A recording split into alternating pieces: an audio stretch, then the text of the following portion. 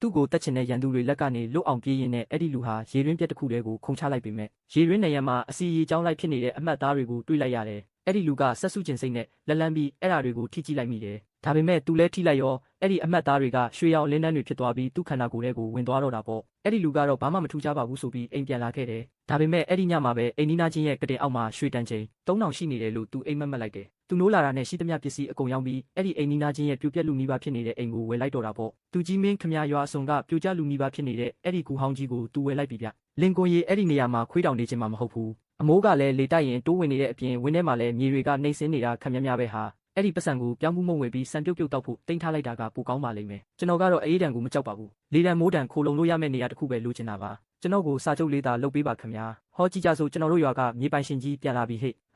ဟာလင်ကွန်ရီမင်းအဲ့ဒီကြောက်ကူပြက်ကြီးအတွက်9ရွန်တောင်တုံးလိုက်တယ်လို့ငါကြားတယ်နော်မင်းကလည်းတိတ်တော်တာပဲဟုတ်လားမိုးရွာရင်အဲ့ဒီတွင်းကြီးထဲမှာရွှွတ်လွေကြီးပြည့်နေမှာပေါ့ဒီလိုဆိုရင်မင်းကိုယူမဲ့မိမတောင်းစားတောင်ရှိမှာမဟုတ်တော့ဘူးမင်းစောစောစီစီအဲ့ဒီထဲမှာအေးခဲပြီးတေးရတော့မှာပါပဲသူနဲ့စကားများနေရင်အာယုံနောက်ယုံပဲရှိမှာပါအကိုကြီးဓာတ်ရည်နည်းနည်းလောက်ဖဲပေးပါဦးကျွန်တော်တမျက်စိလဲပို့ဝင်ရမှာမို့လို့ပါအေးလဲမင်းအဲ့ဒီတွင်းပုတ်ထဲမှာဘယ်နဲ့ရက်တောက်ခံနိုင်မလဲဆိုတာငါကြည့်ချင်သေးတာပေါ့နောက်မှစာလောင်နဲ့ငါစီလာပြီးရင်းညစ်တစ်ပေါက်လောက်ပေးပါဦးဆိုပြီးလာမတောင်းမှန်နဲ့အောင်ဒါကဘာအနက်လဲမှုဖြူ6အနက်ပဲပြီးတော့ဒါကတောနကားသွေးပင်ပဲဒါကယတနာပဲဟာမြို့ပေါ်ကဆေးဆိုင်ကြီးတွေကဒါကိုလူဝယ်နေကြတာလေတခြားလူတွေကတော့ဒါတွေကိုအစိတ်မူတွေပေါင်းမြက်တွေလို့ထင်နေကြတာဒါပေမဲ့မြို့ပေါ်မှာတော့ဒါကရွှေစစ်ပဲဗျပတ်စံနဲ့တကယ်လဲလို့ရတာပေါ့အရေးသွေးကတော့အကောင်းစားပဲအားလုံးကပထမတန်းစားတွေကြီးပဲဒီမြေအောက်ခန်းဟောင်းကတကယ်တော့အပူချိန်နဲ့စူထိုင်းစားမြတ်တာနေတဲ့တဘာဝဖန်လုံးအင်ကြီးပေါ့ကေးလာကြဒီမှာကောက်တုံးကောက်ဟောင်းတွေမဝယ်ဘူးနော်လေကားကိုလာမပေးပွားစေနဲ့အကိုကျွန်တော်ကအမိုက်တွေလာရောက်တာမဟုတ်ပါဘူးအရေးသွေးကိုတစ်ချက်လောက်ကြည့်ပေးပါဦးမန်နေဂျာသာမြင်ရင်တေချာပေါက်ဝယ်ချင်ပါပါအမလေးတောနကားသွေးပင်အစ်စ်ကြီးပါလားတင်မကဘူး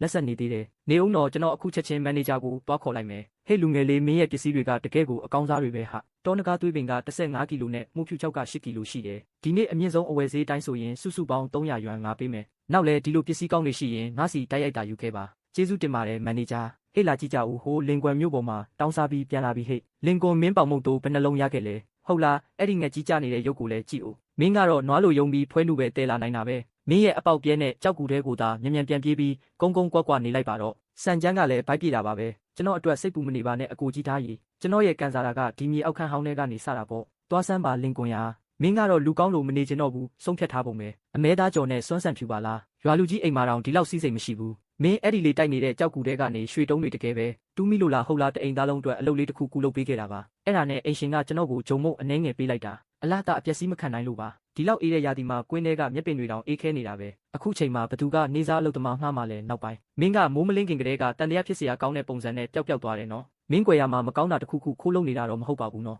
ဟာကဲသွားကြစို့သူ့ရဲ့အညိုးအတေးတွေမကူးဆက်အောင်ဝေးနေတာပိုကောင်းပါတယ်ဘသူကတိမှလဲနော်အမြဲတမ်းငြိမ်ကုန်နေပြီးတော့နောက်ဆုံးကြတော့ဒီလောက်ယုံစရာကောင်းတဲ့အလုပ်ကိုလုပ်နေတာကိုဦးလေးကျွန်တော်ကိုစားကြမ်းနှစ်ပြားဖို့နဲ့မိချစ်တပူးလောက်ရောင်းပေးပါဦးလင်ကွန်ရီငါကမရောင်းချင်လို့မဟုတ်ပါဘူးဒီရက်ပိုင်းစားကလည်းပြက်နေတယ်လို့မိချစ်တွေကလည်းစုကုန်လို့ပါတခြားဆိုင်မှာပဲတွားရှာကြည့်ပါဦးဦးလေးရှင်ဒါပေမဲ့ဟိုးစင်ပေါ်မှာရှိနေသေးတာပဲဟာကျွန်တော်အခွက်တစ်ဝက်လောက်ပဲလိုချင်တာပါလင်ကွန်ရာဦးလေးရှင်ကိုအကြက်မကင်ပါနဲ့မင်းရဲ့ပတ်စံကမတန့်ဘူးလို့သူထင်နေတာလေမင်းပတ်စံကိုယူမိရင်ညဘက်အိမ်မက်ဆိုးတွေမမကိုသူကြောက်နေတာကျွန်တော်ပတ်စံကကျွန်တော်လှုပ်အားနဲ့ရှာထားတာပါတန့်ရှင်းပါတယ်ဘလို့လုပ်ပြီးမတန့်ရမှာလဲတန့်ရှင်းတာပေါ့ဟုတ်လားတရွာလုံးလဲတိနေကြပြီဟာမင်းညတကောင်ရံမှာကြောပိုးအိတ်တလုံးနဲ့ထွက်သွားပြီးပြန်လာရင်ကောင်းမွန်စားတောက်နေတာလေဟိုးနောက်တောင်ပေါ်မှာဘာရှိလဲမင်းတီလာကျွန်တော်တို့ဘိုးဘွားတွေရဲ့အုပ်ကူတွေရှိတာပေါ့ပြီးတော့အဆက်အနွယ်မရှိပဲတေးသွားတဲ့လူတွေရဲ့ရှေးဟောင်းအုပ်ကူတွေလည်းရှိတယ်မင်းစင်းရဲလုံးလို့ယူသွားပြီးတေးသူတွေရဲ့ကြော့ပွဲတွေနဲ့ပစ္စည်းတွေကိုတွားခိုးထုတ်ပြီးရောင်းတာတေးကြတယ်ဘသူကအဲ့ဒီအမင်္ဂလာပတ်စံကိုကန်ရဲမှာလဲဘသူကန်80တိုင်ကန်ဆိုးစီမှာပေါ့လင်ကွန်ရဲ့မင်းအခုချက်ချင်းထွက်သွားစမ်းပါငါရဲ့ဆိုင်တေးလေးကတော့တေးသူတွေစီကနေလူရက်လာတဲ့ပတ်စံကိုမယူရဲပါဘူးရှင်းပြနေလဲထူးမှာမဟုတ်ပါဘူးပို့ပြီးတော့ပဲရှုပ်ထွေးသွားလိမ့်မယ်ပစ္စည်းမရှိဘူးဆိုမှတော့သူ့ကိုအနှောက်အယှက်မပေးတော့ပါဘူးသူကြောက်တူးတုံသွားပြီဟာသွားစို့ဒီလောက်အေးတဲ့ရာသီမှာဘဲရရှိကရွာကိုလာလဲတာပါလိမ့်မြန်လောက်ကြကော်မတီရုံးခန်းကိုလာပြီးရေနွေးပူပူလေးတောက်ပါအောင်အားလုံးပဲနှစ်သက်မှာပျော်ရွှင်ကြပါစေကျွန်တော်တခုလောက်မေးပါရစေခင်ဗျားတို့ရွာကလင်ကိုဆိုတဲ့လူငယ်လေးကဘဲအိမ်မှာနေတာလဲအပိုင်းအပြည့်စုံကိုကြည့်ဖို့အောက်ကလင်းကိုနှိပ်လိုက်ပါ